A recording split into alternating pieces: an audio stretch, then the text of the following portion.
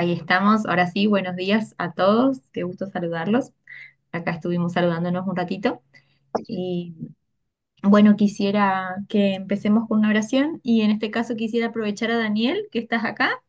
Por ahí no te tenemos siempre, entonces te pediría que nos dirijas en la oración de inicio, ¿puede ser?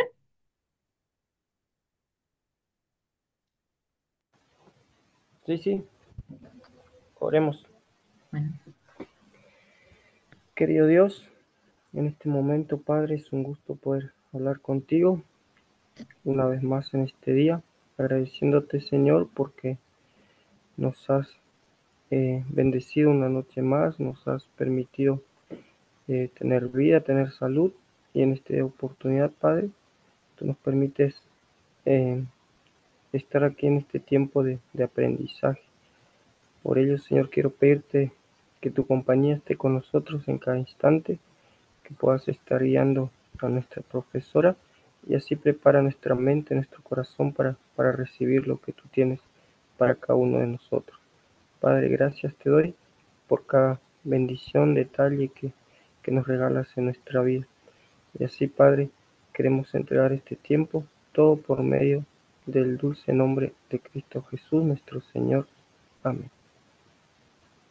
amén. Gracias, Daniel. Bueno, como ya que están acá dos, digo, ¿cómo van con el trabajo? ¿Cómo les fue en su experiencia con la entrevista? Veo que lo plasmaron en el foro, pero bueno, no es lo mismo que preguntárselos personalmente. ¿Les gustó? ¿Cómo se sintieron? ¿Qué tal estuvo? ¿Qué me pueden contar?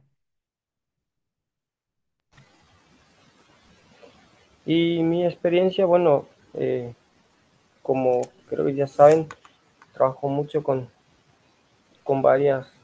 varias personas, ya que estoy en el área de evangelismo y Ujú. me encuentro todo el tiempo con diferentes personas y siempre uno está eh, escuchando a la persona, sus problemas y tratándole de darle buenos consejos para ayudarle a salir adelante.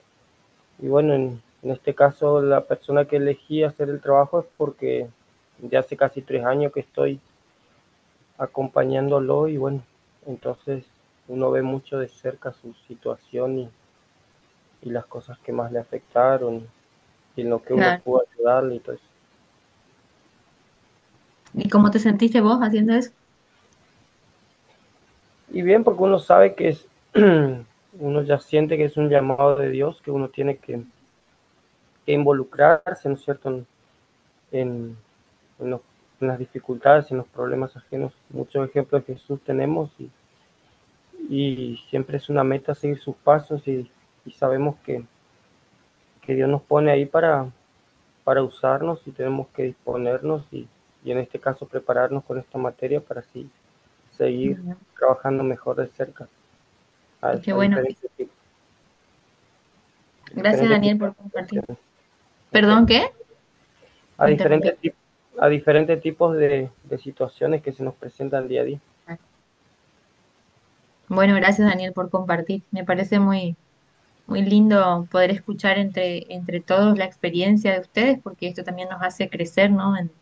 Y en saber que también implica un gran esfuerzo, porque vos, como decís, 3 años, o sea, no es que es algo que uno habla 3 veces y ya está, ¿no? Sí, Esto requiere eh, encontrarse con la propia frustración, porque uno quisiera como a nivel personal que las cosas se den más rápido, que entienda. Hay cosas que a veces uno se da cuenta y decís, ¿cómo no se puede dar cuenta de esto si yo lo recontra veo de afuera? Y no, para la persona no es tan simple, ¿no? Entonces requiere como todo un proceso de elaboración más lento y es trabajar la propia frustración en esto, pero que igual haya motivación para seguir haciéndolo, yo creo que es algo muy valioso para vos y también para todos nosotros, para que también nos aliente a decir, bueno, a ver, no es lento, no le pasa a todo, nos pasa a todos, digamos, de que no es solo conmigo, ¿no? De que vamos lento, sino que bueno, como que estamos en sintonía en esto también ayuda, que no encontrarnos tan solos y eso también motiva. Así que gracias por compartir, sí, Daniel. y nada, un gusto. Irma, tu experiencia, también te estuve leyendo. Bueno, yo le doy gracias a Dios ante todo porque la persona que, pues yo creo que Dios eligió, no yo, porque fui a saludar a mi vecina, que siempre ha sido una persona muy complicada aquí en la comunidad donde estoy. Para muchos es una persona que le gusta intrigar, el chisme, el pleito y todo eso. Y poco a poco, a través del tiempo, me he ido acercando a ella de diferentes maneras. Y ahora que la fui a saludar, le fui a regalar una plantita, ella me empezó a contar que su hijo estaba próximo a casarse y que estaba muy triste porque no lo habían involucrado. Y entonces, pues yo digo que no fue obra de la casualidad. Dios eligió el momento, ¿verdad?, adecuado para que eh, ahora sí, sin orgullo, con humildad lo digo, que fue el momento para acercarme un poquito más a ella y escuchó con atención al final de lo que yo le recomendé. este, Le di un abrazo y ella simplemente se dejó abrazar y la vi que se quebrantó, pero trató de sostenerse en el llanto y me dio gusto porque al otro día me saludó así con mucho ánimo, con una sonrisa. Buenos días, vecina. Yo siempre le hablo por su nombre, pero ella siempre me dice vecina, Ujú, pero con una actitud totalmente receptiva, la vi agradecida y eso a mí me da mucho ánimo de continuar acercándome a ella, me lo permite. Entonces, ujú, pese a todo lo que en su entorno se dice, yo veo que es una persona que se siente sola, se siente desplazada, rechazada y que pues ahorita en este momento para ella es muy difícil poder tomar decisiones porque siempre ha sido una persona de conflicto. claro. Entonces, ya pasó la boda, fue el domingo y a otro día la fui a saludar, le llevé una ollita de arroz con leche y ella muy agradecida y dice que todo estuvo muy bien, que después platicaba conmigo porque iba a dar de almorzar. Pero me dio mucho gusto porque la vi tranquila, no la vi mal, la vi serena. En la noche la vi pasar con su esposo y iban los dos muy coquetos, muy arreglados, tranquilos. Son personas que toman mucho y sin embargo pasaron muy, muy tranquilos. Se ve que pasaron el momento grato y sin conflicto. Sí, yo le Mm, estuve pidiendo a Dios porque yo sé que ellos son de armas tomar y decía yo, Dios, a ver si no en el calor de las copas hay problemas, la boda se arruina. Y bendito Dios, todo Dios lo vio con bendición. Me siento muy qué bueno. contenta, muy agradecida con Dios. Qué bendición. Gracias, Irma. Qué lindo que esta mujer te haya tenido, también que Dios te haya puesto en el camino a esta mujer, que seguramente será de bendición. Así que bueno, ánimo a ambos y bueno, y a todos los que miren también, de que parece que uno a veces no hace nada, pero Dios sabe con certeza qué hay que hacer y dónde ubicarnos en cada momento. Es dejarnos guiar, ¿no? Así, A veces somos tercos con esa guía. O somos ansiosos. Hablo por mí, de que a veces uno quiere que las cosas se den más rápido de las que se dan, pero en realidad a su tiempo se dan. Dios lo permite y así permito también que pueda seguir obrando en la vida de ustedes a través de su espíritu y que sea de bendición para esta amén, gente. Qué bueno amén. que esa es la idea, ¿no? De que de todo este seminario que uno ponga en práctica, pero no solo para practicar, para decirme perfección en esto, sino para usarnos, ¿no? Que realmente sea de bendición. Así que bueno, me alegro un montón y les agradezco por compartir. Así que bueno, después quedará en base a la entrevista es la segunda parte, que cualquier cosa con eso, por favor, vayan preguntándome. Bueno, si Dios permite, hoy terminaremos la unidad número 4, que como les había dicho es de las más largas. No sé si la vienen siguiendo. Bueno, Irma sí, Daniel no sé, pero si no la seguís, bueno, hoy vas a tener que engancharte con la que estamos. Y, y bueno, veníamos hablando de diferentes dolencias y diferentes enfermedades, ¿no? Como que era un pantallazo general de cómo es la repercusión psicológica en diferentes problemáticas. Nos Eh, habíamos... Perdón, sí estoy Sí, viendo las clases. Estuve viendo ah, las bueno, clases, tengo al día las clases, así que está bien, hoy está sí. bien. Entonces no va a estar tan perdido hoy. Está bien. Bueno, entonces, como sabrán, nos habíamos quedado en esta parte de el dolor y lo que significaba el dolor. Por ahí, bueno, fue una pequeña aproximación en la clase pasada. Hoy vamos a terminar esta partecita del dolor y algunas problemáticas más, si Dios lo permite, y después ya no nos podemos enfocar en la última unidad que tiene que ver con el trabajo en sí, de qué hacemos con los enfermos y dolientes que nos tocan y qué no.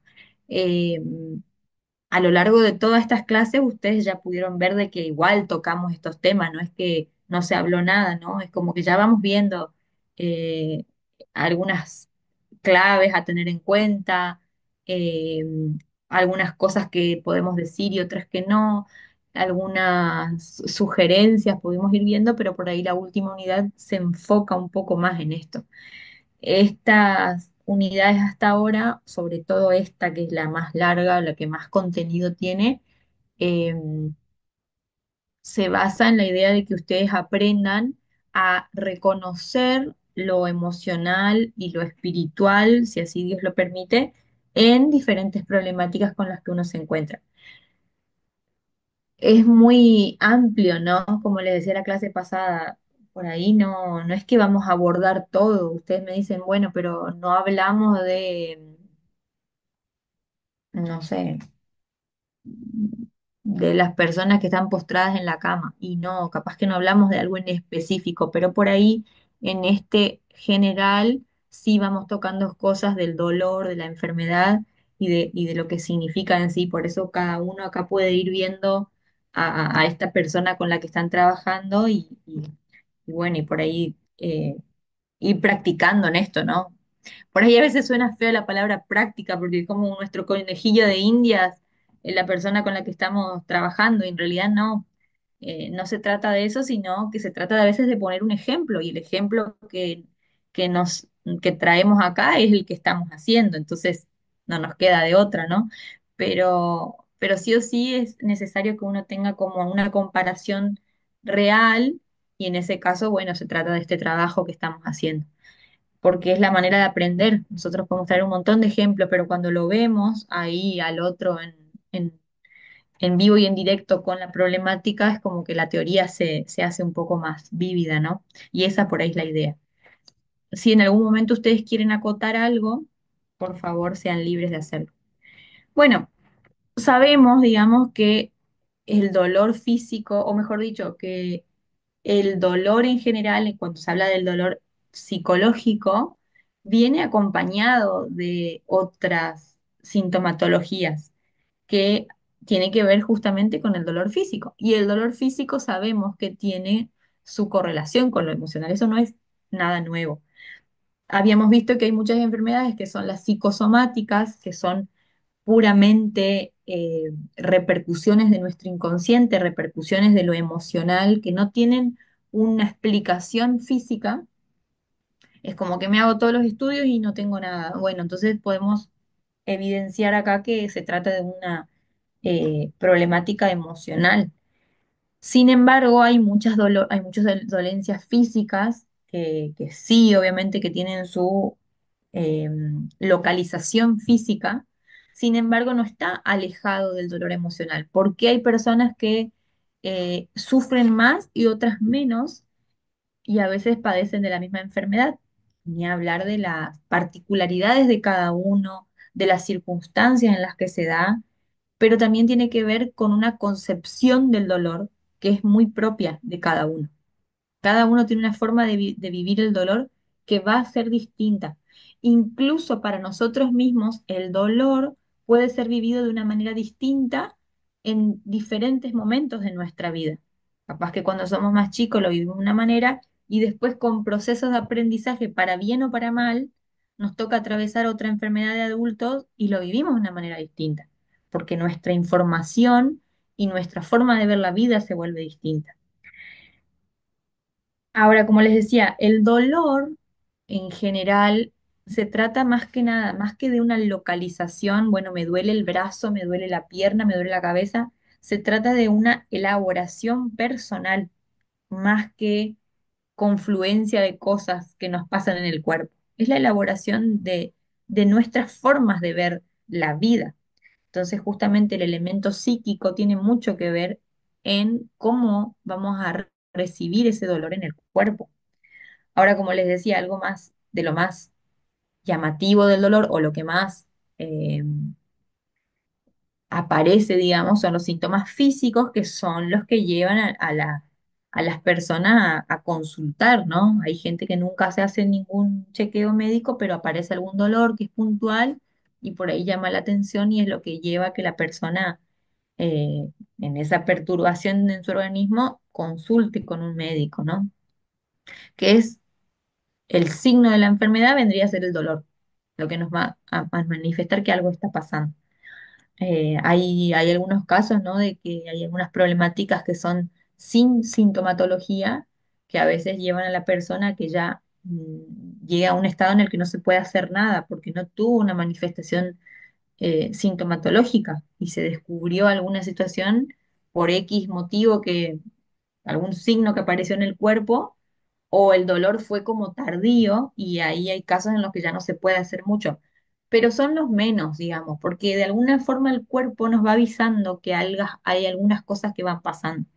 Que le hagamos caso o no, ya es otro tema, ¿no?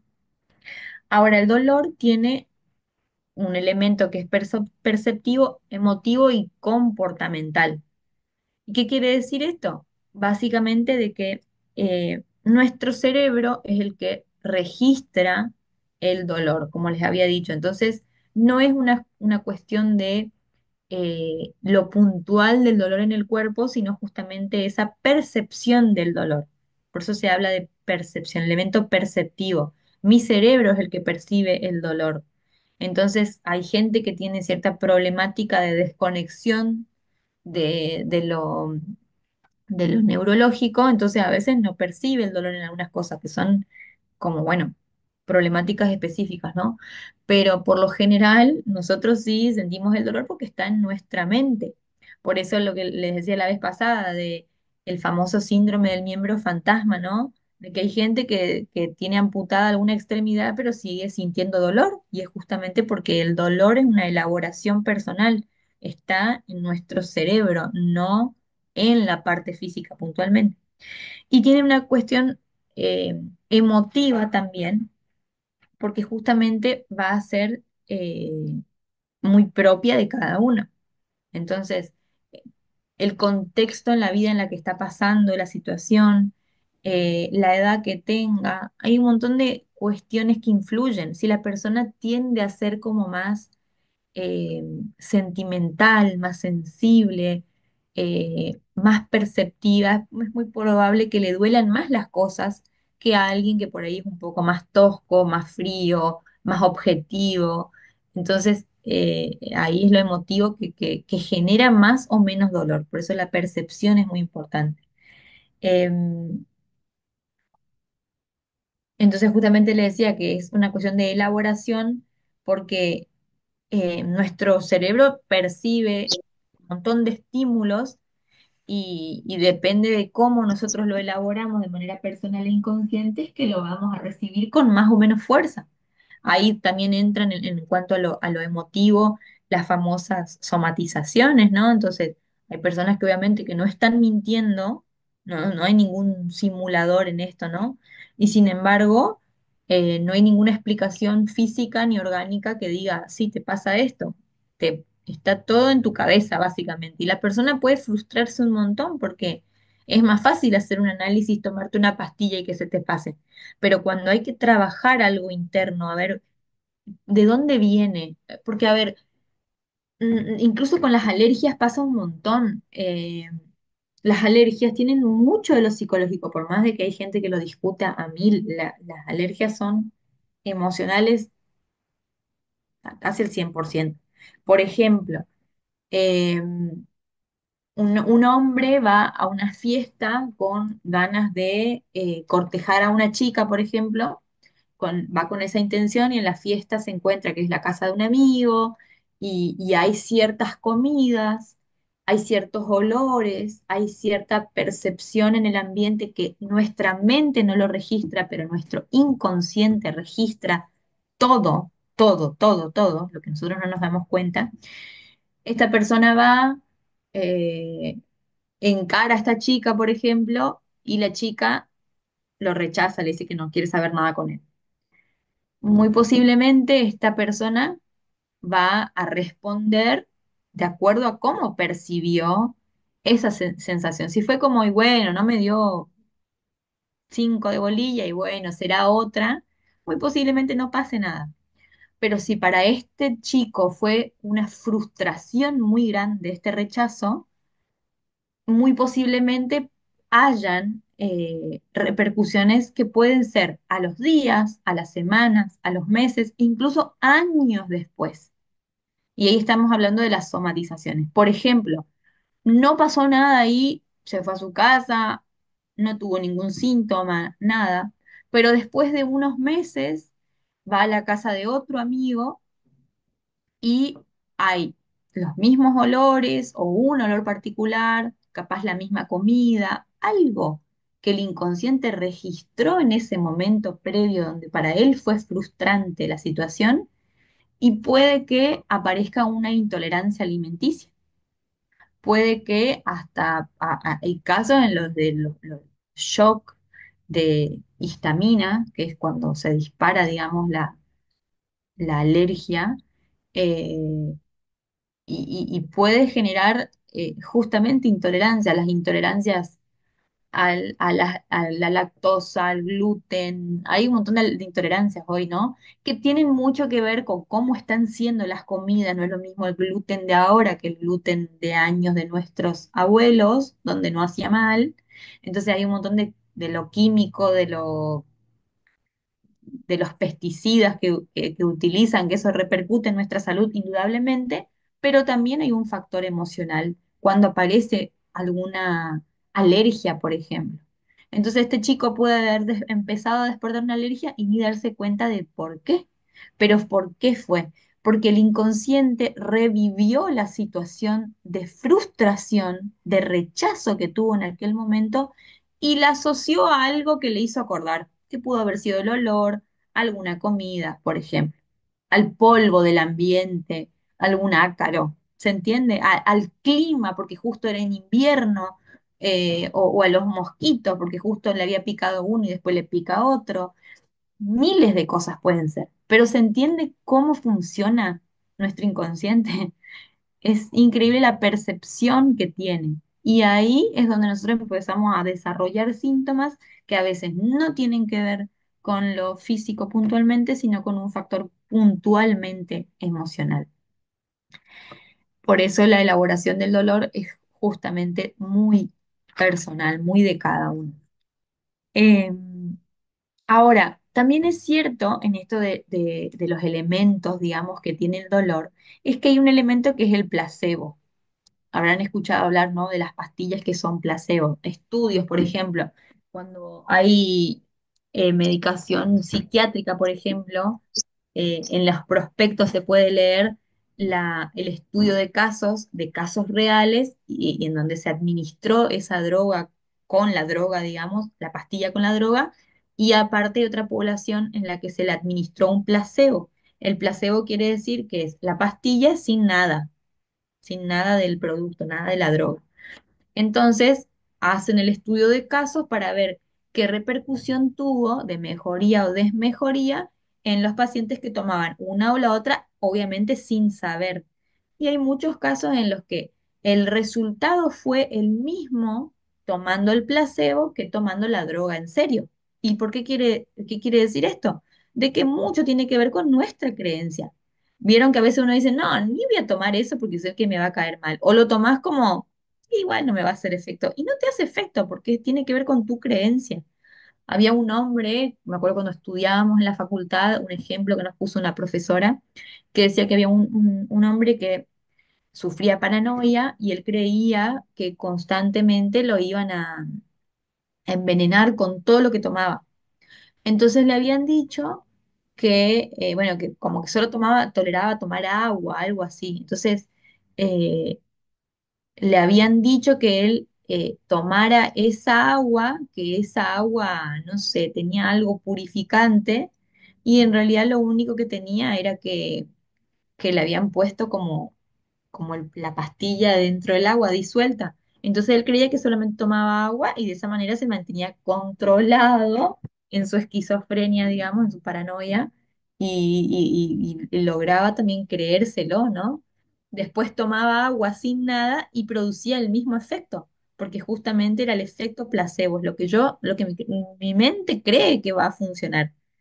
Por eso en el dolor hay mucho de esto acá también, el efecto placebo. ¿Qué cosas me pueden hacer eh, bien y qué cosas no?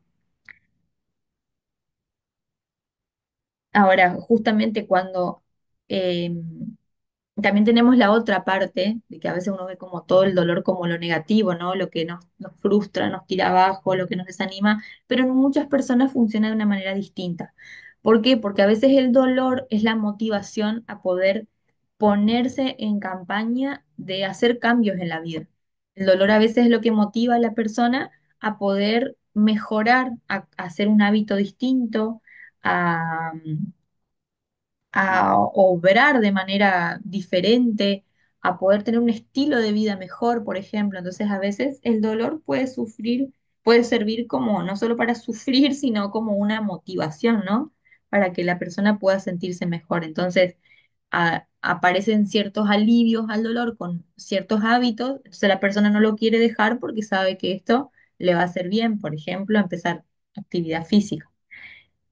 Eh, Ahora, el autor, por ejemplo, habla del ejemplo de Jesús en este caso, ¿no? Que dice el comportamiento de Jesús, que aunque renuente, aceptó su destino de sufrimiento, es de gran ayuda al creyente, pues sabe que lo tiene cerca y solidario en el dolor y en la misma muerte.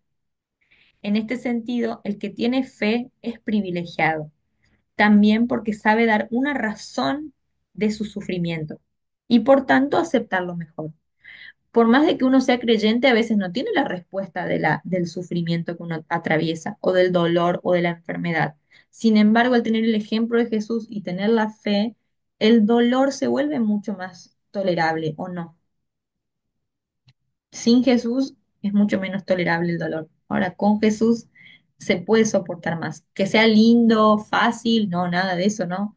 Pero sí es como más fácil de soportar porque hay una esperanza a futuro.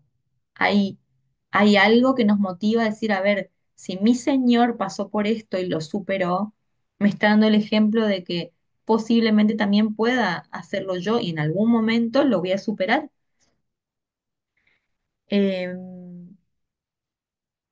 Después, el dolor también tiene un factor de aprendizaje. Y esto es muy interesante porque nuestras formas de reaccionar ante el dolor, de responder, nuestra forma de sentir el dolor, tiene mucho que ver con cómo nos enseñaron a responder ante ese dolor. Si uno desde chiquitito observa día tras día a los comportamientos de nuestras personas más importantes ante el dolor, es muy posible que elaboremos algo en función de eso, porque es nuestra forma de responder a situaciones similares porque fue justamente lo que nosotros aprendimos. Entonces, lo tenemos registrado en nuestro inconsciente y posiblemente salga en el momento en el que tenga que salir, ¿no? Por eso justamente aparecen también en las familias las famosas identificaciones. Entonces, a veces nos duele lo mismo que le dolía a nuestra madre en cierta época, nos pasan los mismos síntomas. Entonces, a veces hay que hacer una vuelta para atrás para ver qué pasaba qué situación vivió tu mamá, tu papá, qué pasó en tu familia cuando ellos tenían la edad que vos tenés ahora. Eso tiene mucho que ver, porque hay situaciones que se repiten. Hay, por ejemplo, eh, situaciones en la familia de suicidios que se repiten en generaciones salteadas o fechas donde pasó algo puntual en situaciones pasadas, en nuestras generaciones anteriores. Al contrario, también a veces pasan que hay resoluciones de una generación a otra, por ejemplo, una generación donde hubo mucha eh, problemas de tierra, de irregularidades legales, y quizás de una manera inconsciente en la generación futura se resuelve con una generación de abogados, por ejemplo, honestos, que traten de hacer las cosas bien. Entonces, no todo es para mal, sino que a veces hay resoluciones en las familias. Hay generaciones, por ejemplo, donde surgen pastores y quizás anteriormente hubo divisiones, peleas, dolor, depresión. Entonces, hay formas de resolver también.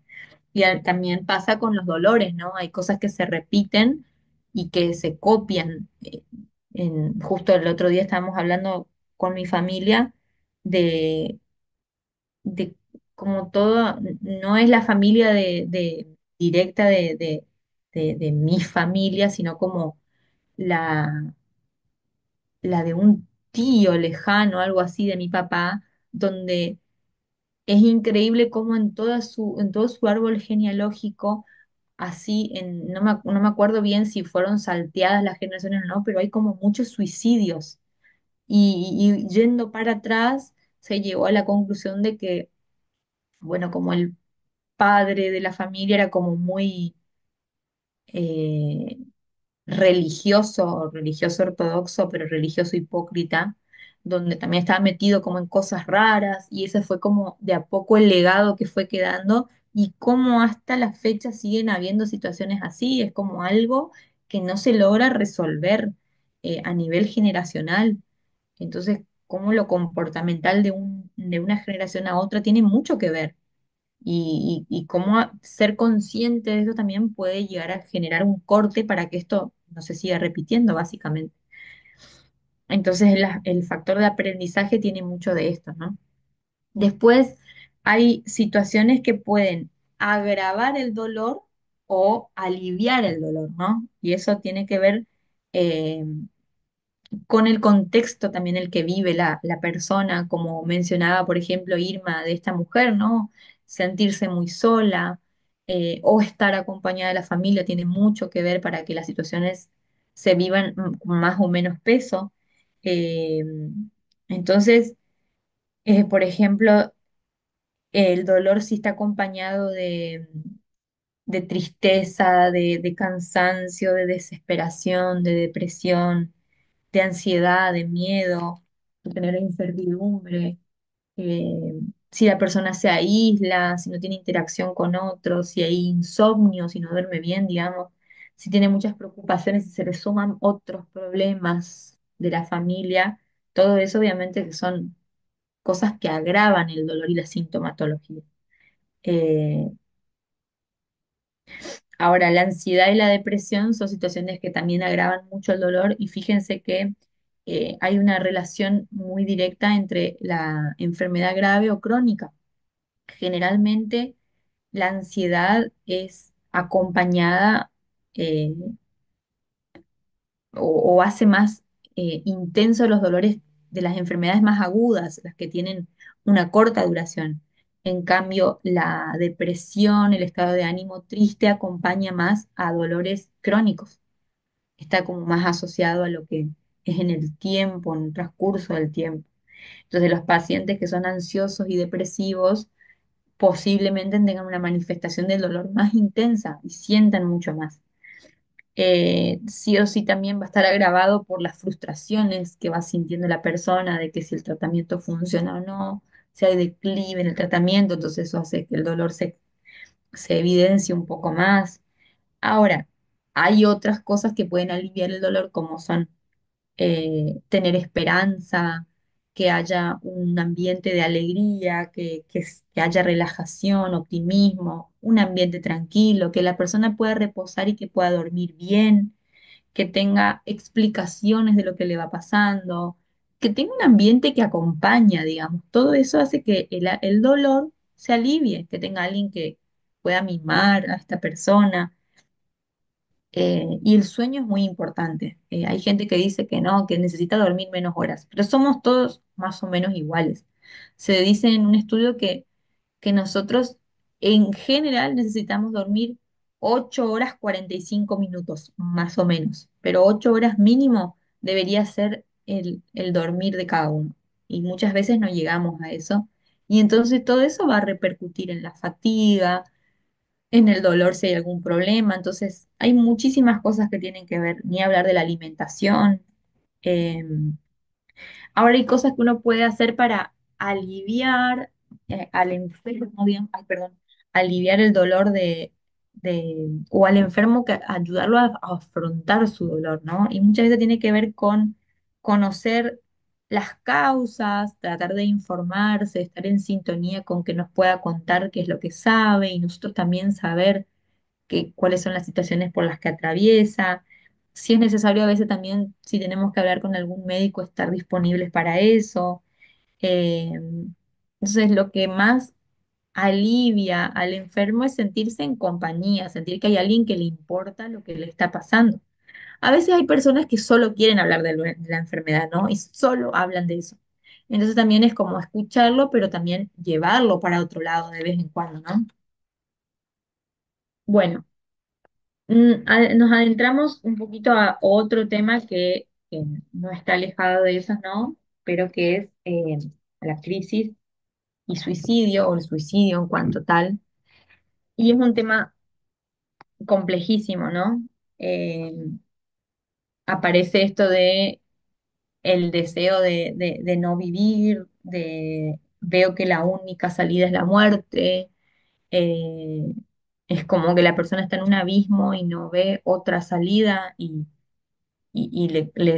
le cuesta salir de ese fondo al que llegó, no encuentra como alivio en nada, todo está perdido para esta persona y encuentra que la única salida es esta. Hay unos datos que dicen que el 90% de las conductas suicidiarias se debe a grandes patologías, a la esquizofrenia, a la depresión, al alcoholismo. Ahí quedó un paréntesis. Y ahí nos dicen, digamos, qué es lo que pasa con ese 10% restante de las conductas suicidiarias. Y la verdad es que acá es como que entran el resto de las personas, que no necesariamente tienen que atravesar una patología. A veces hay situaciones extremas donde la persona está pasando por nada justifica el suicidio, solamente se puede explicar un poco más. Bueno, ¿por qué esta persona pudo haber pensado esto? Un dolor que no soporta más, una angustia que no lo deja vivir, sentirse muy solo, no pueden salir de una adicción. Ahí entrarían como el 90%, pero después en ese 10% entraríamos todos nosotros, que es como una categoría a la que por lo general se nos considera como normales. Sin embargo, hay riesgo de que cualquier persona en cualquier momento, en ese 10%, tenga una conducta en relación al suicidio. Eh, por lo general, digamos,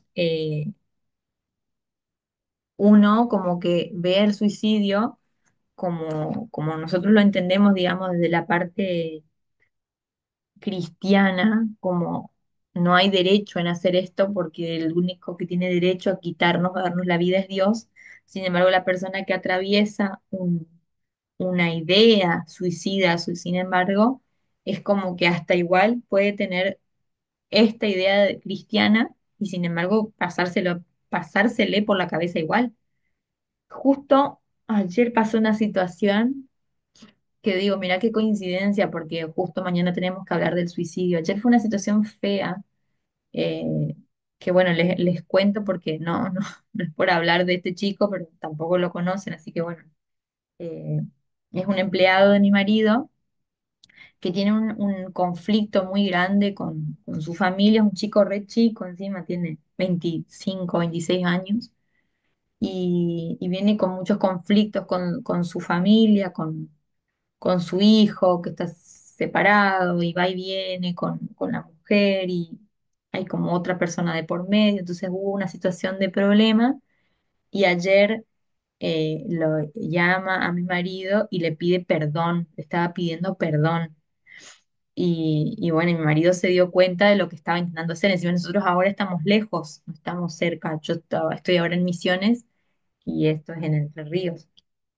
Y entonces le corta el teléfono y, y bueno, mi marido se contacta con la familia de él como para darle aviso de lo que estaba pasando porque se dio cuenta de que ese pedirle perdón era como disculparme por lo que estoy a punto de hacer. Entonces, bueno, se hace toda una movilización. Ayer, encima la distancia fue como más difícil y bueno, a fin de cuentas, después él no le atendía el teléfono, después lo había pagado y a fin de cuentas, después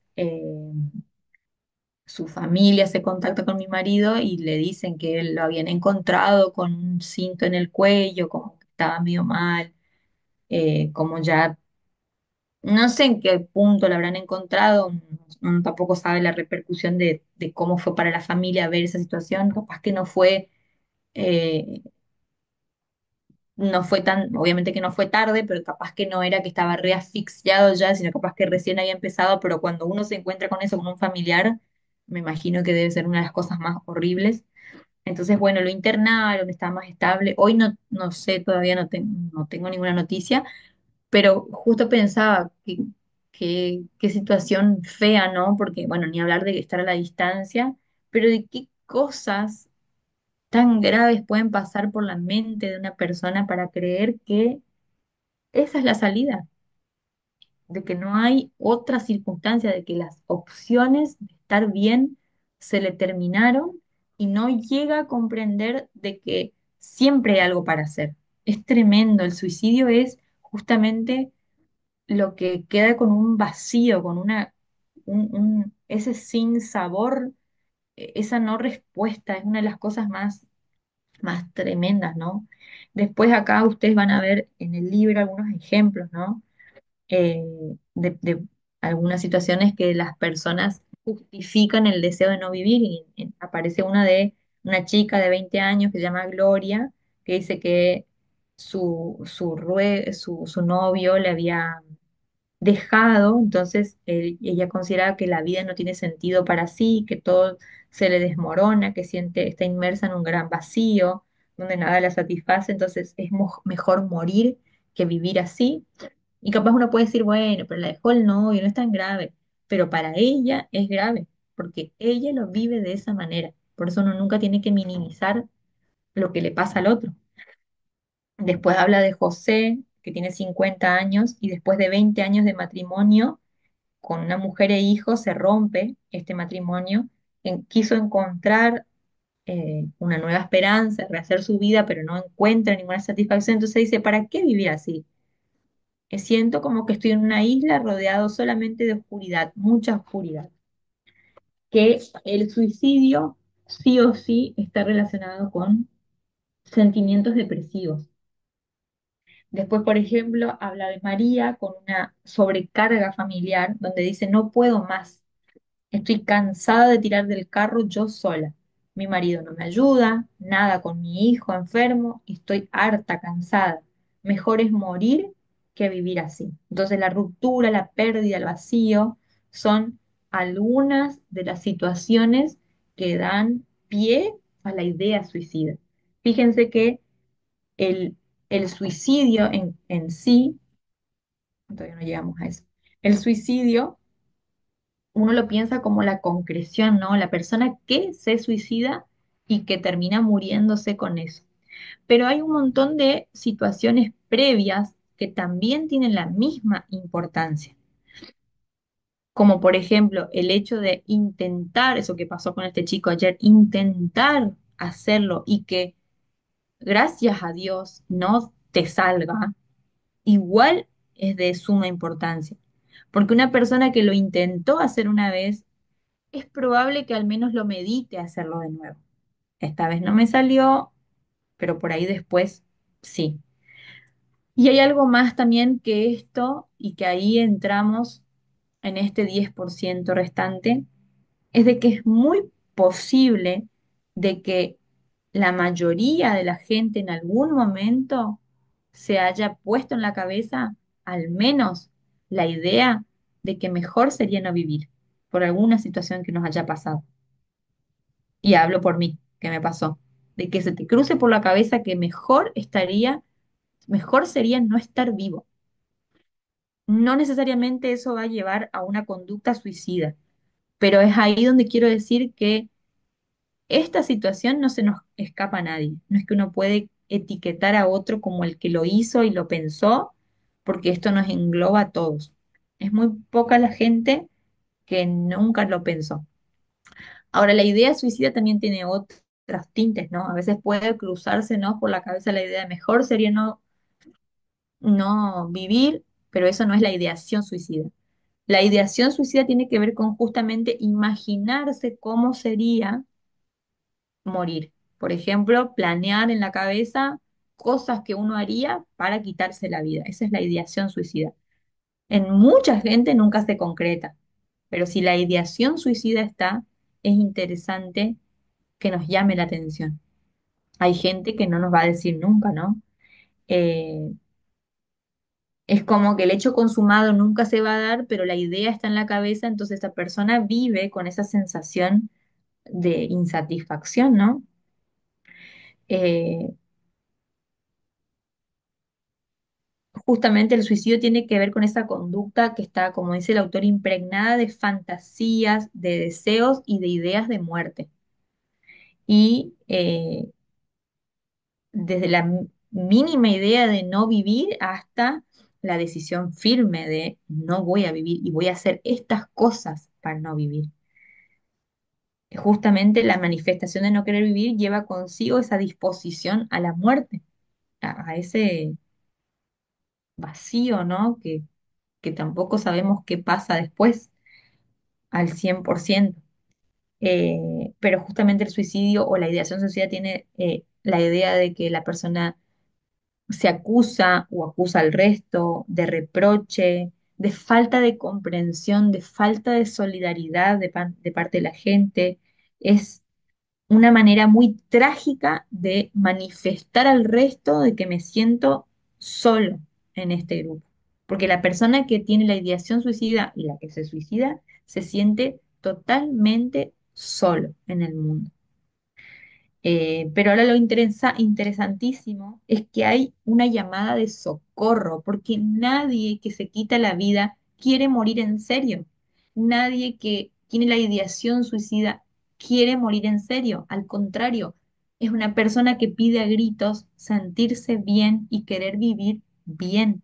Por eso hay situaciones en las que dan aviso y de alguna manera dan un aviso. Por ejemplo, este chico de ayer le había escrito antes a su hermana despidiéndose. Lo había llamado a mi marido para pedirle perdón. O sea, son avisos de, che, no me quiero morir, necesito una salida, esto es de lo que estoy pasando, porque si realmente fuese de que la persona no le interese vivir, va, se agarra el cinto al cuello y se cuelga. Perdón por hacer dura, pero realmente pasaría de esa manera, que son poquísimos los casos en los que pasa. Pasa también, obvio que pasa, pero generalmente hay avisos previos de estoy desesperado y quiero que alguien me ayude. Y es tan difícil estar sobre todo en el lugar de esa persona, pero de ayuda también, pero necesitan como que alguien les saque esa sensación de vacío, ¿no? Porque eh, hay una comunicación que no se está dando, que no, un diálogo que no estoy pudiendo construir con nadie y que conmigo tampoco, porque hablarme justamente genera todo lo peor y lleva a que la persona en esa soledad encuentre que esa sea la única salida, ¿no? Eh, Cuando se van las personas al psicólogo, al psiquiatra o incluso con pastores, es como aparece la sensación de que se siente vacío, ¿no? Hay muchas cosas, tiene muchas cosas y gente incluso, pero hay una sensación de vacío, de que hay algo que no llena, y es donde aparece esa sensación del suicidio, ¿no? Ahora, hay algunos mensajes suicidas. El pre-suicida, se le dice, digamos, tiene diversas formas de presentarse y que son diferentes formas de transmitir un mensaje, ¿no? Algunas de esas lecturas que se pueden hacer, digamos, una es como la, la llamada de socorro, que justamente en esa desesperación, en esa soledad de la persona, necesita el amparo de alguien más. Y justamente esto es como el ejemplo que les decía de ayer a la noche. Como dice el autor, en numerosos casos, el solo hecho de sentirse escuchado es un buen remedio contra sus ideas autodestructivas. El simple hecho de que alguien lo escuche, por lo menos retrasa un poco la idea. Por eso la persona necesita hablar con alguien, independientemente si conoce o no su situación, y es justamente una petición de ayuda que es un grito de ser escuchado, un grito de ayúdame, es una llamada de socorro, como el ejemplo les decía ayer. Otras situaciones que son mensajes suicida es la victimización o la victimación, que es una persona que constantemente está tratando de transmitir ese malestar y transmite su malestar más que la ideación suicida. No nos van a decir, la mayoría de la gente no va a decir, che, estoy pensando en matarme, porque posiblemente sepa, porque la persona no es tonta, de que le vas a decir, no, pero ¿cómo vas a hacer eso? Entonces lo disfraza manifestando, eh, soy una persona muy desgraciada, capaz que a veces manifiesta que estaba pensando que sería mejor no morir, mejor no vivir, eh, pero uno no puede pasar de largo la idea de que no, esa persona solo se queja de lo que le pasa. A veces en mayor confianza uno le puede preguntar si en algún momento esto se le cruzó por la cabeza. Pero justamente es una persona que constantemente se está quejando de lo que le pasa a su situación y habla quizás muy mal de sí mismo. El sadismo tiene que ver con no agredir no agredirse a sí mismo, sino agredir a otro. El sadismo está considerado como dentro del masoquismo. El masoquismo es como infligirse dolor a uno mismo y que con eso haya cierto placer, que justamente eso es una patología. Y en el sadismo es el inflijo dolor a otro y eso me produce placer. Que en realidad en este caso no estaría como dentro de ese lado de que la persona tendría placer, pero sí, por ejemplo, aparece como respuestas cargadas de irritabilidad, constantemente agresiones a otro, insultos, descalificaciones a esa otra persona que está hablando con él. Eh, a veces esa comunica su deseo de muerte, digamos, en un contexto donde descalifica a la persona que le está escuchando. Entonces, como digo, a veces uno puede confrontar a estas personas en decir realmente si hubo una ideación suicida por debajo de todo esto que está diciendo. Eh, También le hacen esto, digamos, a los psicólogos, es como que encontrar lo agresivo, ser agresivo con el otro.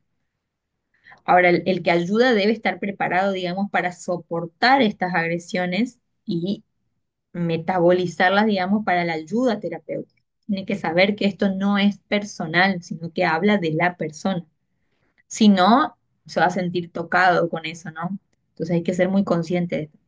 Después, otra de los mensajes es la sensación de un callejón sin salida. Entonces, la persona cree que su única salida va a ser el suicidio porque no sabe qué hacer, la única solución es la muerte. Eh, entonces, el que ayuda, digamos, tiene que darle o a veces muy claras otras alternativas. Acá pone el ejemplo de una mujer que decía esto ante la infidelidad de su marido. Entonces, es plantear una conducta eh, donde la conducta suicida se puede aplazar por lo menos. Es como darle alternativas cortas. Vamos a hacer estas cosas concretas ahora. después vemos con esas cosas que pasan, pero a veces hay que darle soluciones y ayudarle a la persona que tenga una idea como más clara de cosas para hacer. Uno tiene que ser directivo en algunos casos, sobre todo si hay depresión. Eh, Ayudarle como a encontrar una solución distinta a eso que ve como la única salida, que es la muerte. Después la sobrecarga emocional, que puede ser lo familiar, como decía en este ejemplo anterior, de que estaba cansada. Eh, una mujer con un hijo con discapacidad o un hijo con adicción a las drogas, una persona que perdió su trabajo, con un marido alcohólico. Entonces a veces, como no ve salida en su situación y no puede irse, a veces dice, mejor me muero para no cargar con todo esto que no, de lo que no puedo salir. Entonces hay que prestar atención también a esas sobrecargas familiares, emocionales. Una otra de los mensajes suicidas es la autodesvalorización. Entonces la persona cree como que se ve descalificada a sí misma y contempla la muerte como la única salida, no sirvo para nada, ¿para qué voy a seguir viviendo? La gente estaría mejor sin mí, porque yo soy un problema. Entonces a veces una persona que tiene alguna enfermedad crónica o se haya quedado postrado y necesita la ayuda de otros o tiene alguna discapacidad, entonces si tiene que a veces sentirse como una carga para otros, también es como una idea de nadie me quiere, que estarían mejor sin mí, como digo. Después, la otra es la culpabilización. Entonces, pasó alguna situación puntual y la persona constantemente se carga de culpas, puede estar trayendo también la ideación suicida, digamos. Entonces, eh, tuvo alguna pérdida de pareja, padres, hijos y se culpa por esto, entonces a veces el callejón en el que encuentra la salida es morirse para no cargar con esa culpa. Entonces, justamente hay que trabajar en la elaboración del duelo en este caso, ¿no? La culpa, digamos, que pueda manifestar este sentimiento de culpa, pero que eso lo pueda llevar al arrepentimiento, ese arrepentimiento que sane. Y por último, las reacciones que son como en un cortocircuito, que quiere decir que son conductas suicidas compulsivas como respuesta a una vivencia traumática muy fuerte, una separación, el diagnóstico de una enfermedad, un accidente, como algo que es como muy fuerte, entonces como que la persona quiere hacer algo inmediato para terminar con esa sensación fea que le genera esta situación traumática. Como que no puede soportar la angustia que le aparece, digamos, en ese acontecimiento que es traumático. Entonces, como respuesta enseguida, quiero sacarme esto de encima, este dolor, y es como una respuesta justamente en cortocircuito porque es lo inmediato que se me cruza por la cabeza.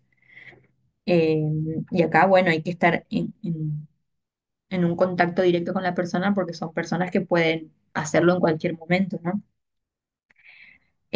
Ahora hay algunos errores que uno puede cometer en la intervención, digamos, que es como creer que porque avisa que se quiere matar no lo va a hacer, porque eso es un mito, ¿no? Si está todo el tiempo diciendo que se va a matar, no lo va a hacer, pero sí son mensajes en los que eso puede generar que sí. Pasar de largo alguna situación donde tuvo una ideación suicida, eso puede ser un error también, no hay que pasar de largo. Eh, Racionalizar, porque ayer, por ejemplo, pasó esta situación, no, pensá en tu hijo, y la persona en ese momento no necesita posiblemente eso, porque su deseo es morir, digamos, a veces eso le genera más carga, ¿no? Entonces, el hecho de vivir porque la persona es importante. Ese simplemente es el deseo que tiene que prevalecer. Angustiarse con la persona que nos está consultando, como que cargarnos también de ese dolor hace que el dolor del otro empeore, porque justamente ahí van a aparecer otros sentimientos como de culpabilización, de que no, a lo mejor no le cuento porque también se angustia. Eh, y ni hablar de que uno no tiene que tratarlo como un pecador, como, mira, lo que estás haciendo es un pecado, como que eso no ayuda a la persona en ese momento, porque muy posiblemente lo sepa. Bueno, esto hasta acá del suicidio. Perdón que pase a otro tema, pero si no, nunca vamos a terminar. Eh, ¿A qué hora estamos? Ah, todavía estamos bien. Bueno, otro de las crisis que atraviesa una persona es de la jubilación o de el parar de trabajar. Algo interesante con el trabajo. Fíjense que el trabajo en su concepción primaria, que bueno, viene de latín tripaliari, que significa torturar con el tripalium. Eso significaba trabajo. Hay mucha gente que capaz lo asocia al trabajo así, como una tortura, ¿no?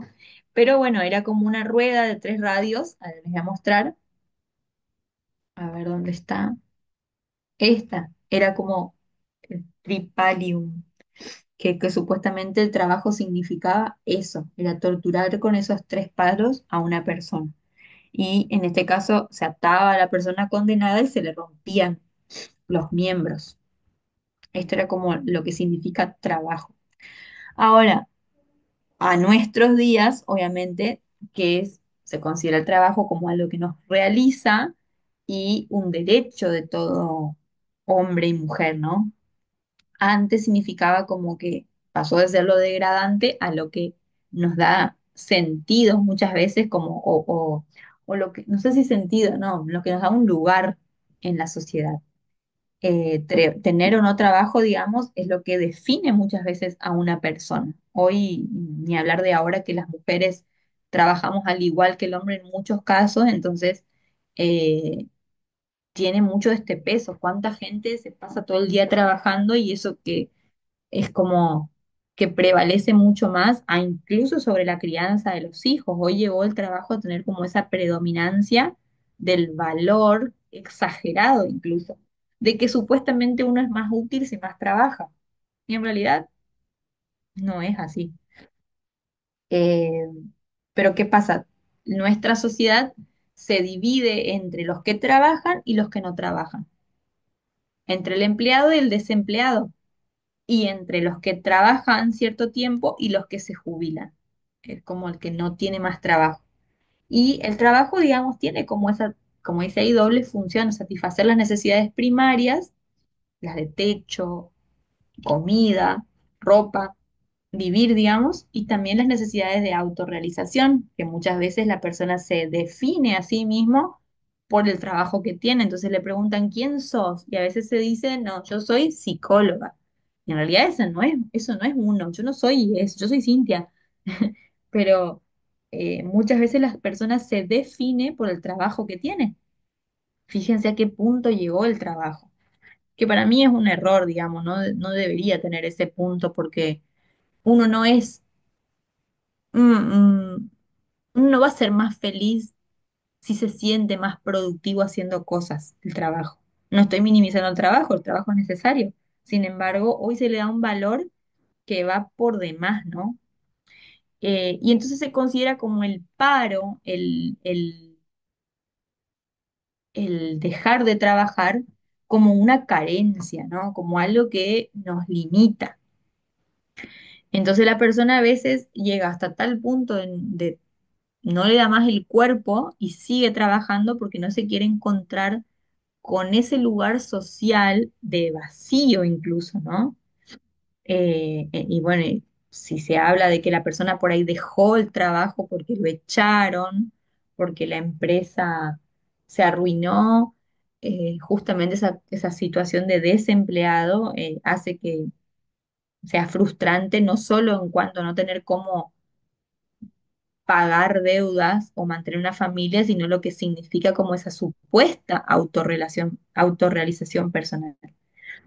Por eso, justamente en cuanto a la concepción psicológica, Freud acá hablaba de que una persona sana mentalmente, le habían preguntado cómo es una persona sana mentalmente y había dicho, como que lo dijo al decir que es aquella que puede amar y trabajar, decía.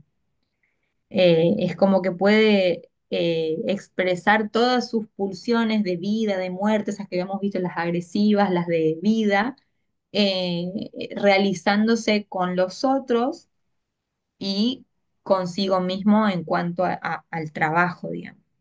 Entonces, justamente si algo de esto falla, aparece como la angustia psíquica, que también puede derivar en una enfermedad mental, la persona que nunca encuentra un rol social.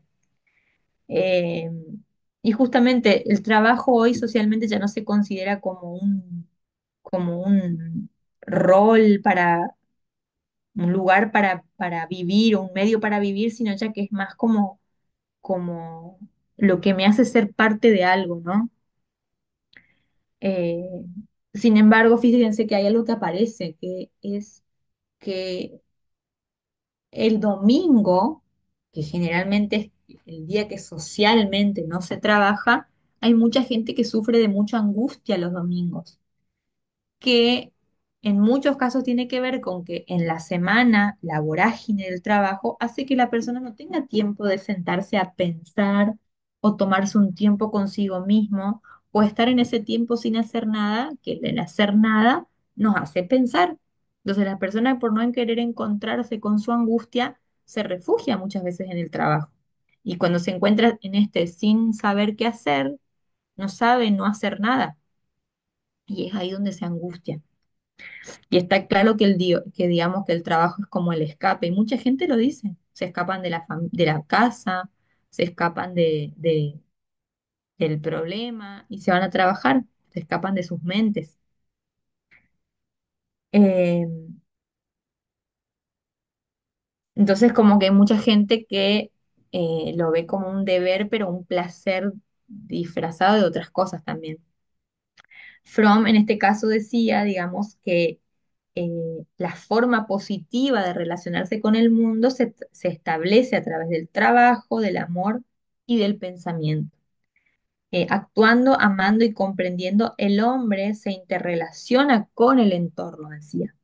Entonces, adquiere como eh, una identidad, la personalidad se desarrolla, digamos, en el ambiente en el que trabaja. Entonces, tiene mucho de lo positivo el trabajo, pero también aparece esto de que cuando deja de estar el trabajo, aparece lo que se llama la psicopatología del parado. La psicopatología del parado quiere decir, bueno, que entonces cuando no trabajo, las cosas se me vienen abajo, la jubilación, digamos, porque socialmente como que no hay un lugar así como para el jubilado. Hay centros de jubilados, hay actividades y demás, pero como que socialmente el jubilado es desplazado. Hay muchas situaciones donde no toman a gente grande para un trabajo. Eh, bueno, acá después pueden ver un ejemplo. Eh, Ahora hay también algo que, bueno, el autor habla del trabajo manía, que es como la forma compulsiva de realizar una tarea laboral, anteponiendo otros intereses familiares, sociales, personales, y que son las personas que solo viven para y por el trabajo. Entonces, son personas, digamos, que son muy inseguras y para trabajar, para tapar esa inseguridad, entonces quieren poder, dinero y hacen esa seguridad externa, ¿no? Que es como una mentira, porque es como una huida. Pero también está el hecho de la huida familiar, como les decía, personas que se escapan de los conflictos familiares. eh, por ejemplo, no sé, hay una discapacidad en la familia y requiere mucho esfuerzo, entonces la excusa es, bueno, yo me tengo que ir a trabajar y se va. O simplemente una ansia por el poder, por el tener más, por el querer más y más, digamos. En todos estos casos, digamos, más que favorecer el crecimiento personal, es una traba para las personas. En otro extremo, digamos, están las situaciones que llevan a la pérdida de la actividad laboral. El jubilado o, como a veces le dicen, el síndrome del parado, digamos. Eh, o también está el hecho de tener una actividad no remunerada, como el ama de casa, por ejemplo. Entonces, también son como los otros extremos donde puede aparecer cierta patología, cuando se ve como que todo esto es muy negativo. Es el hecho de que nuestra sociedad, digamos, es como que no contempla un punto medio, ¿no? Hay mucha gente que igual busca jubilarse y que llega satisfecha a la jubilación y que se encuentra bien porque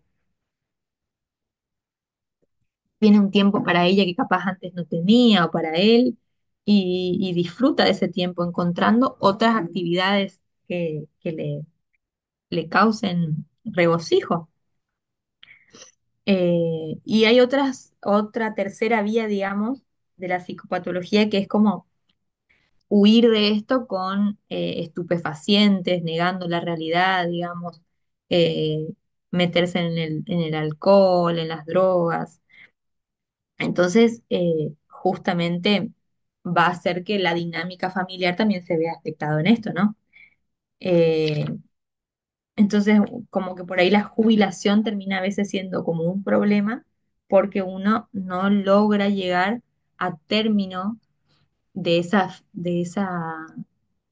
actividad laboral, pero con otra cosa para hacer. Hay muchas personas, digamos, que, como les decía, esperan jubilarse, pero hay otras que no fueron quizás preparando otros terrenos. Entonces, todo era el trabajo y cuando eso se termina, se queda como sin nada. Por eso que importante es a lo largo de nuestra vida más joven y adulta, tener otros espacios de disfrute personal, familiar, social, donde uno pueda dedicar tiempo a hacer algo que le satisfaga para ir parándose con tiempo, ¿no? En el mejor de los casos. Bueno,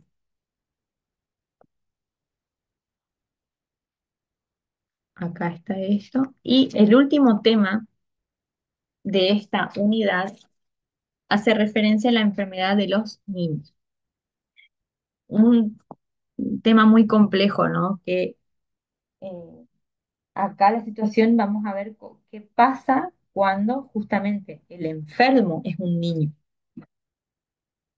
Hay problemas psicológicos a nivel general, ¿no? Eh, de cuando se habla de una hospitalización infantil. Hay situaciones de enfermedad que son obviamente agudas, pasajeras, pero hay otras situaciones de niños que requieren eh, vivir con la enfermedad, ¿no? Y ni hablar de cuando se trata de una hospitalización prolongada, niños con cáncer, por ejemplo. Eh, si hablamos de los niños hasta los 3 4 años, justamente, esto de la condición de enfermedad se complica porque hay inmadurez cognitiva y afectiva para comprender y aceptar una experiencia de dolor, de malestar, de privación, de que no pueden hacer tal o cual cosa, porque justamente la comprensión no está desarrollada del todo. Ni hablar de que es muchísimo más indefenso que un adulto frente a lo que significa el trauma de una enfermedad, la hospitalización, controles, pinchazos, tener que estar en una cama. Eh, Justamente el niño tiene una mezcla entre realidad, fantasía muy grande, eso se da hasta más años también, pero acá es donde mucho de la fantasía tiene mucha preponderancia. Entonces, las concepciones de la enfermedad no llegan a ser obviamente comprendidas. Tenés que quedarte acostado, tenemos que hacerte esto, porque el niño constantemente fantasea, perdón, y va a fantasear entre realidad y mentira, o sea, un mundo de imaginación, y también eh, entre el significado del dolor, ¿no? Eh, en los niños, digamos, hay, por eso, como dice ahí, puede convertirse en riesgo de una experiencia aún más traumática, porque se da en edades tempranas donde no hay comprensión para estas cosas. Si para un adulto es traumático, imagínense para un niño. Los niños tienen la capacidad de plasticidad cerebral, donde su cerebro todavía es muy maleable, entonces se adaptan a situaciones más fáciles que los adultos, entonces pueden recomponerse de una manera mejor cuando pasan situaciones graves, a diferencia de nosotros los adultos que somos como un cemento fresco, como decíamos en consejería cristiana. pero aún así hay vivencias que pueden significar con mucho dolor y mucha huella si se dan en la infancia. Y a veces aparecen como auténticas regresiones. Vieron que cuando hablamos de regresiones en la vida adulta eran comportamientos de las personas adultas que eran como comportamientos aniñados. Sin embargo, en los niños son auténticas regresiones porque justamente como el desarrollo motor, el desarrollo cognitivo todavía está en proceso, puede que haya una regresión real. Por ejemplo, niños que caminaban dejen de caminar, niños que hablaban dejen de hablar. Son situaciones que se dan como específicas porque su desarrollo todavía no llegó a cumplirse como debe ser y hay algo que genera una traba. Entonces, hay un impedimento para que esto continúe como tiene que ser e incluso puede ser de que haya retrocesos. Eh, ahora, más allá de o sea, la vivencia del niño y sus reacciones van a tener que ver con la edad del menor, digamos, la personalidad, el tipo de enfermedad que padece, obviamente, y la actitud de la familia. Esto tiene mucho que ver. O sea, si es una actitud como más racional, más controlada por parte de los padres, donde le da como una idea de tranquilidad, hace que por ahí sea más llevadero. Ahora, si viceversa hay ansiedad, nerviosismo o rechazo por parte de los padres a la idea de la enfermedad, en los niños va a haber agresividad, sentimientos de culpa, porque los niños son las almas más puras que hay, ¿no? Y ellos se cargan de cosas que nos pasan a nosotros. Por eso que es importante cuando pasan situaciones de los adultos, enseñar a los niños que eso no tiene nada que ver con ellos, sobre todo si se trata de padres separados, porque los niños se cargan con una responsabilidad que no les compete. Ellos piensan que es por ellos. Entonces no me voy a portar mal, voy a hacer esto, o si me porto mal, mis papás tal cosa, como que es una negociación de fantasía, ¿no? Eh, y justamente las reacciones que tiene un niño frente al dolor, frente a la hospitalización, frente a, a la enfermedad son una fotocopia de las reacciones de los papás. Entonces,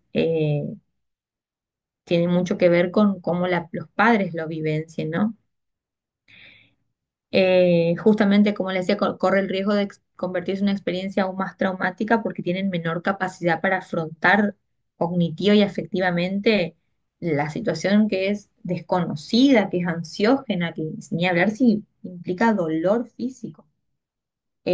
Ahora, los niños, digamos, hay varios autores que estudiaron las ideas que se arma un niño frente a la enfermedad, la salud, las intervenciones médicas, y obviamente que eh, descubrieron que eso va a tener que ver con el nivel cognitivo que ha alcanzado el desarrollo del niño, ¿no?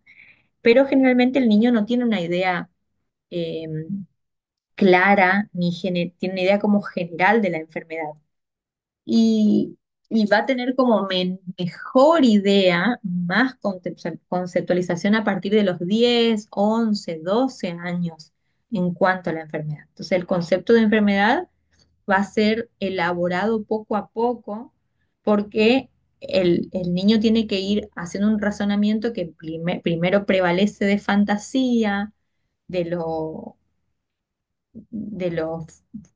ilusorio hasta que el niño pueda tener como ideas concretas, deducciones de los hechos no visibles, porque primero es como muy concreto de, bueno, si me duele el brazo, me duele acá y listo, pero a ver, cuando son más grandes puede ser, bueno, me está doliendo porque quizás hice un movimiento que no tenía que haber hecho. Cuando son más chiquititos uno le puede decir, bueno, no te agites, ayer mi hija, por ejemplo, no te agites, no te canses, porque después eh, tenés tos. En su cabeza no entiende esa relación todavía, uno se la dice, pero después de más grande empieza como a tener una relación esto, porque primero no hay como relación para ellos.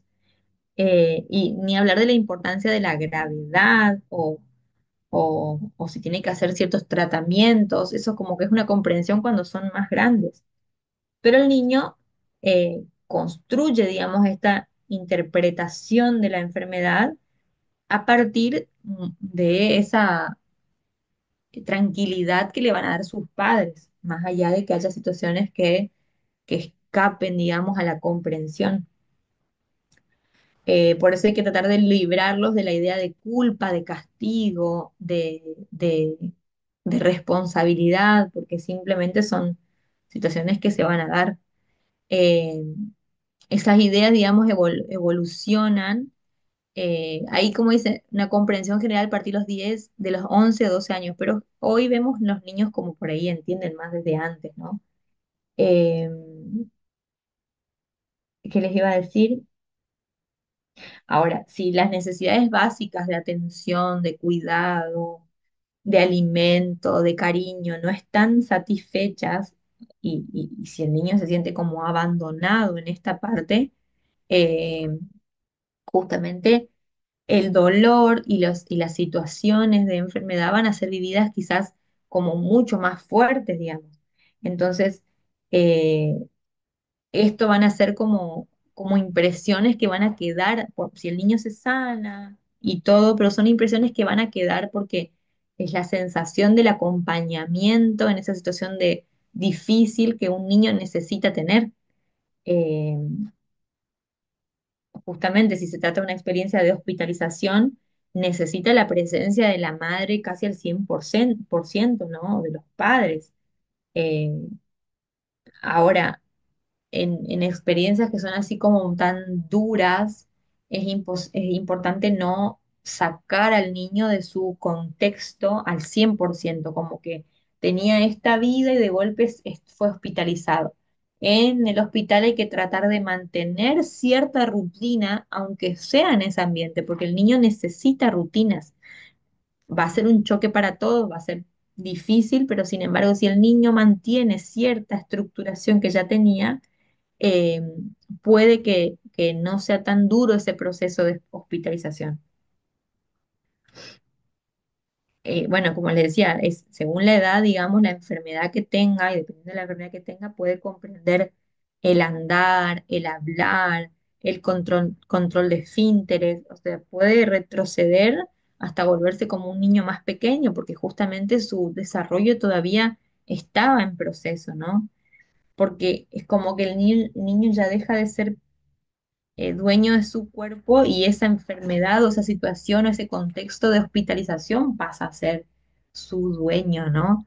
Entonces también se trata en ese sentido de la idea de la muerte de los otros, de cómo lo vivencian los niños y también tienen una idea muy vaga de la muerte, porque justamente su comprensión todavía no llega. Imagínense si nosotros adultos nos cuesta imaginarnos algunas cosas de lo infinito y lo finito, cuanto más un niño donde prevalece la fantasía. Con mi hija, por ejemplo, jugamos y ella a veces nos mata y después nos revive. Entonces, es como que la idea de la muerte todavía no está. Ella es más chiquitita, pero en los niños incluso un poco más grandes, la fantasía, por eso hay que ser concretos, pero también jugar un poco con su mundo de fantasía puede ayudarlos a que ellos procesen mejor las cosas.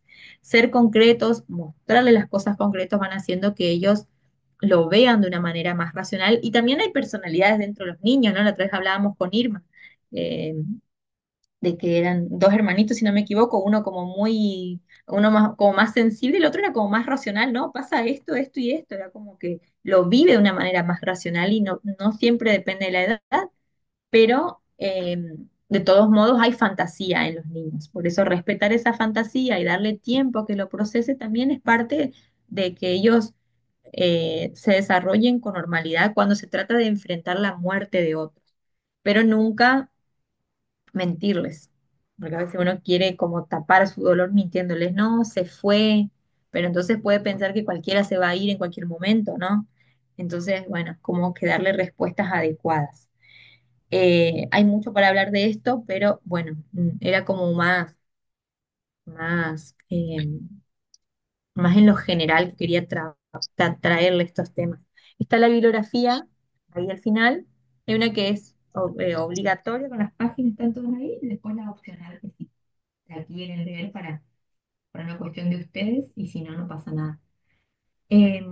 Bueno, hemos llegado al final de esta unidad, así que vamos a dejar acá para no empezar con la otra en 3 minutos, 4.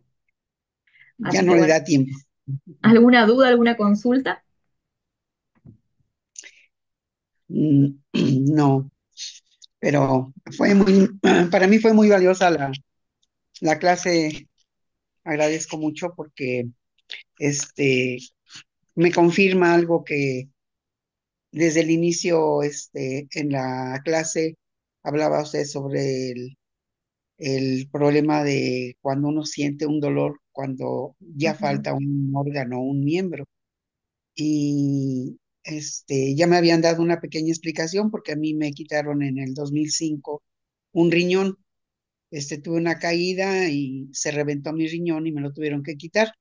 Y hasta la presente hay veces que me duele el espacio, pero ahorita que usted explicaba, entendí que tiene que ver con las situaciones anímicas, ¿no? Cuando uno tiene problemas, no sé, en algo se refleja porque es un dolor intenso, intenso, como cuando usted, no sé si alguna vez ha experimentado la falta de tomar líquido y hay mucha molestia, exactamente así siento, pero pues es un espacio que ya no tiene nada y es increíble cómo Es trabaja nuestro increíble, sí. cerebro. La Sí. otra vez un médico me había explicado que cuando hay extirpación de un órgano o de un quiste o algo que está adentro, cuando la parte física explicada, digamos, es que como se produce un vacío adentro, todos los otros órganos necesitan reubicarse y eso lleva como mucho tiempo en el organismo. Entonces, a veces el dolor puede aparecer justamente porque está el vacío y de a poco se va acomodando todo. Esa es como la parte física explicada, ¿no? Pero en cuanto a lo emocional, creo que sí. O mucha gente, por ejemplo, siente algún dolor cuando de alguna operación que tuvo cuando va a llover y no es algo tampoco mágico, sino que justamente hay una explicación como más de lo físico, pero en cuanto al dolor a veces emocional sí tiene que ver, justamente porque nuestro cerebro responde a los estímulos, ¿no? Es interesante. Bastante Por interesante. Muchas compartir. gracias. Hermosa la clase. Bueno, que Dios los bendiga mucho, que tengan lindo fin de semana y nos encontramos la semana que viene, Bendiciones. ya la última semana. Cualquier duda, acá estoy. Que Bueno, Dios le bendiga. de mi parte también quería comentar y Ajá, bueno, muy linda la clase y todo acerca del suicidio, todas esas cosas, muy interesante. Por ahí el último punto que estuvo tocando acerca de los niños, ¿no? Nosotros, ajá, por ejemplo, tenemos a nuestro bebé de 3 años, que ajá. cuando él tenía 9 meses, él tuvo un accidente y perdió una vista. Ah, mira, Y bueno, es como que con el primer tiempo, todo ese trauma de los médicos, de los pinchazos, de la operación, todas esas cosas, como que tardó mucho tiempo para él olvidarse, todo eso, y querer mi ir vida. al médico y todo eso. Y bueno, hoy usa prótesis, todos los días le sacamos y le ponemos la prótesis y para ella es normal, ¿no es cierto? Claro, Pero, eso, pero tiene mucho que ver el acompañamiento de los padres, cómo lo sí, tomamos también, ¿no es cierto? Y Así aceptarlo es. ustedes. ah, todavía no sabemos en qué momento vamos a tener que sentarlo para hablarlo de todo lo que pasó y para que él entienda, porque para él es normal como que si todos tienen que sacarse y ponerse el ojito todos los días, no sé. Mi Él, corazón. él ya viene y te pide poneme o cuando tenemos que sacar para limpiar, él ya sabe todas esas cosas, pero es como que eh, él todavía no comprende que es solo él que tiene esa parte, por ser chiquito, ¿no? Pero bueno, Claro. todo Pero esto que ayuda, ¿sí? gracias por compartir, Daniel. La verdad que es re interesante porque ahí en tu niñito, digamos, se ve esto de la plasticidad cerebral. Ellos tienen una capacidad para adaptarse que realmente es un ejemplo para nosotros.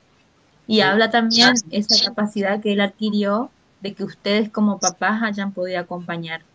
Cuando se trata de situaciones de hospitalización, cuando más chiquitos son, tenés como más riesgo a ciertas regresiones, como veíamos, pero a la vez es más fácil que los niños acepten una realidad distinta.